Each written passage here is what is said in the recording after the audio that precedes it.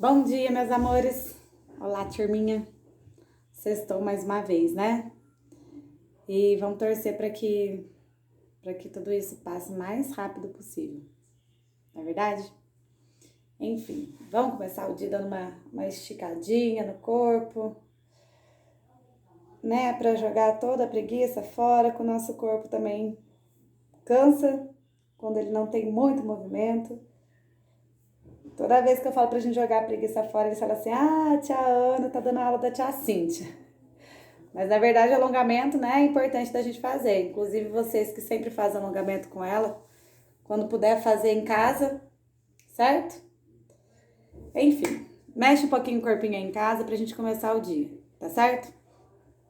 Na aula de português hoje, a gente vai falar um pouquinho, né, a gente vai dar continuidade, na verdade, com relação às atividades complementares, certo? E aí a Tiana vai passar para vocês a parte 3 do texto Gaia e vocês vão fazer as atividades da página 72 e 73. Então, a página 72 é o exercício 3, letra A, e a página 73 é a letra B e a letra C. Na verdade, a letra B vocês já fizeram. Eu gostaria só que, né, vocês dão uma conferida, dão uma recordada no conteúdo, que é sobre sílaba tônica. Então, vocês já fizeram outras vezes, quando a gente vai precisar para a prova, mas dá uma recordada aí, tá certo? E, como eu já tinha comentado com vocês, na letra C, na parte das atividades complementares, a gente ia trabalhar bastante sobre produzir texto. Então, hoje vocês têm uma nova sugestão da produção de texto, que na verdade vocês vão ter que usar os poderes do Zeus, das armas dele, que na verdade ele tinha 3 armas, que era a arma do trovão, do raio e da tempestade. Vocês vão ver no textinho hoje. Então, vocês vão imaginar que Zeus estava lá brincando com alguma das suas armas e, de repente, aconteceu um fenômeno natural. Sei lá, exemplo. Vamos supor que o Zeus estava brincando com a arma dele lá da tempestade e, de repente, aconteceu uma tempestade, enfim, quem passar 4.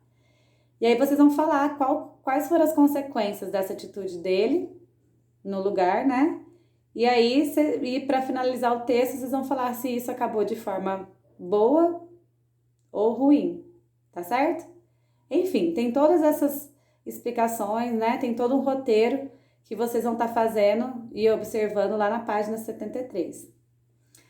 Aproveito para falar, quem puder me mandar as histórias, né? Tem alguns alunos que estão me mandando sempre, eu tô adorando ler, tô adorando escutar áudio, ver o videozinho. E conforme vocês forem fazendo, pode me mandando. Tá certo? Eu acho que no final dá pra fazer até um livrinho com as histórias, hein? Tem bastante produção de texto saindo. Tá bem?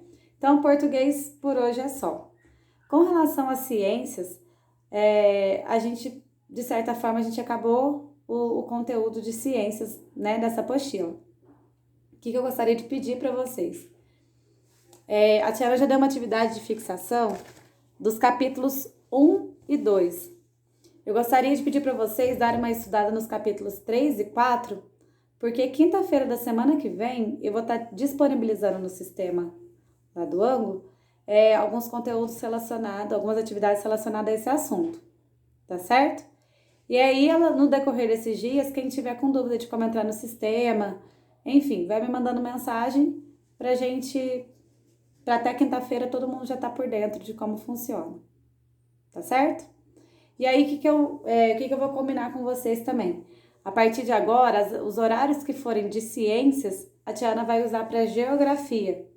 Porque geografia e história, né, a gente tem que dividir um horário para as duas matérias. Então, acaba que às vezes uma semana eu dou um pouquinho mais de história, outra semana eu dou um pouquinho mais de geografia.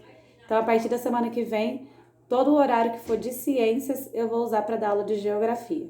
Combinado? Então, português e ciências por hoje é isso. E aí agora eu vou entrar na parte de matemática. Matemática, a gente também está finalizando o capítulo, que foi o capítulo relacionado às estratégias de cálculo mental. Não é verdade? E aí que a gente viu a estratégia da Carla, da Lia, do Paulo. Espero que tenha ajudado de alguma forma, né? Para facilitar a compreensão. E a gente vai falar sobre estimativa. Quando a gente fala sobre estimativa, é a gente aproximar o máximo possível o número do valor exato, certo? E aí a gente tem um exemplo lá na página 201 de uma cantina da escola. A cantina da escola tá vendendo suco natural, sanduíche natural, frutinhas e pão na chapa. E aí ela tem alguns valores. Então, assim, vamos supor que eu levei R$5 de lanche. R$5 de lanche. R$5 para comprar lanche na escola. De cara, eu já bato o olho e falo assim, nossa, eu consigo comprar um suco com sanduíche, porque 3 mais 2 dá 5.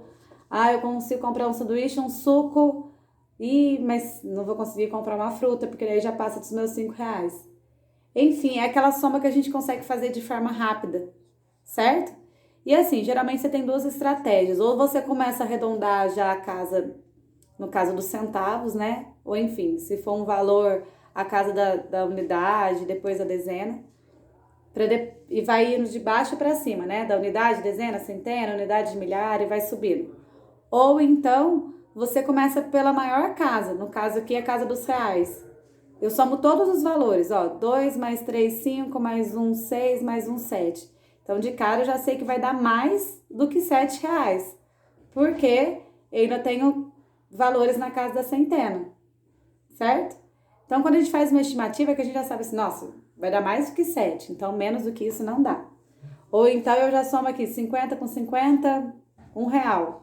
1 mais 2 dá 3, 3 mais 3 dá 6, 6 mais 1, 7, 7 mais 1, 8. É um conteúdo bem bacana, assim, é uma forma da gente fazer um cálculo mais rápido, assim, e usando bem a estratégia do cálculo mental, tá certo? Então, para essas atividades, para esse conteúdo, vocês vão fazer umas atividades que são super tranquilas de serem feitas, que é a página 202 toda e da página 203, a atividade 4, tá certo?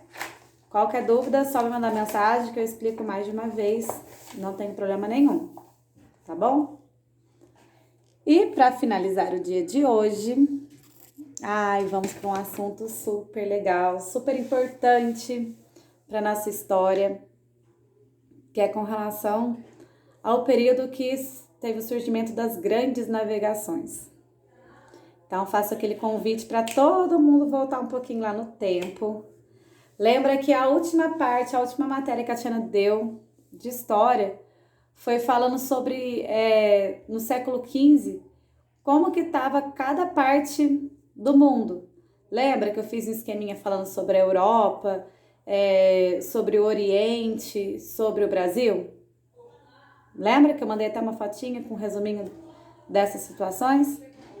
Então, agora, nesse capítulo, a gente vai estudar a relação de Portugal com os outros países, certo?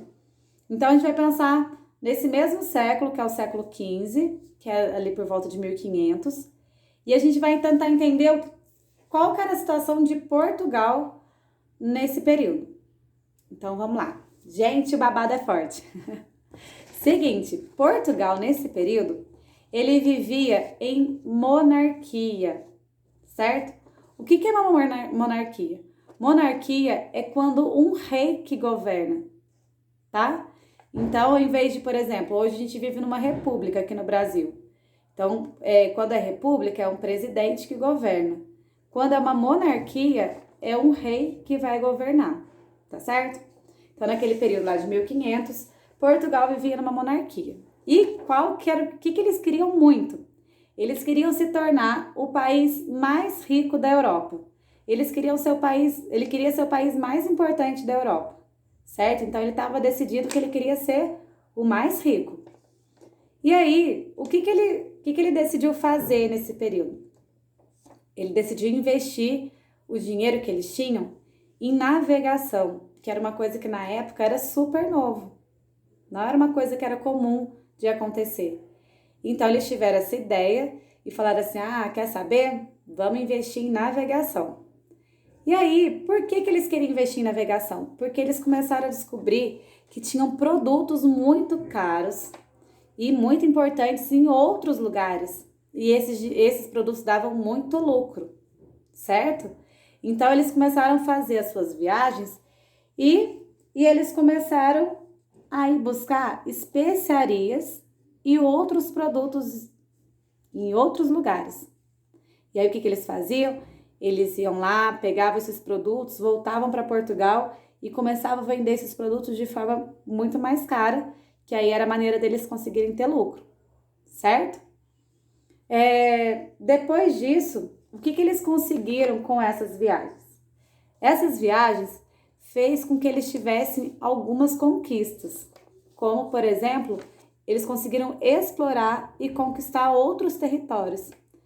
E daqui a algumas aulas a gente vai ver como que isso aconteceu com relação ao Brasil, qual que é a relação dessas navegações com o Brasil, certo? A Tiana vai explicar com mais detalhes em outras aulas.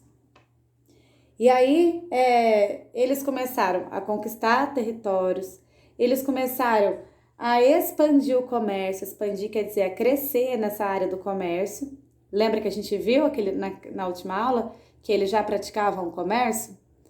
E por fim, cada vez que eles conseguiam mais lucro, eles conseguiam aumentar o patrimônio da coroa. E toda vez que a gente fala da coroa, é quando a gente está se referindo ao rei, ao governo da época, que era a monarquia.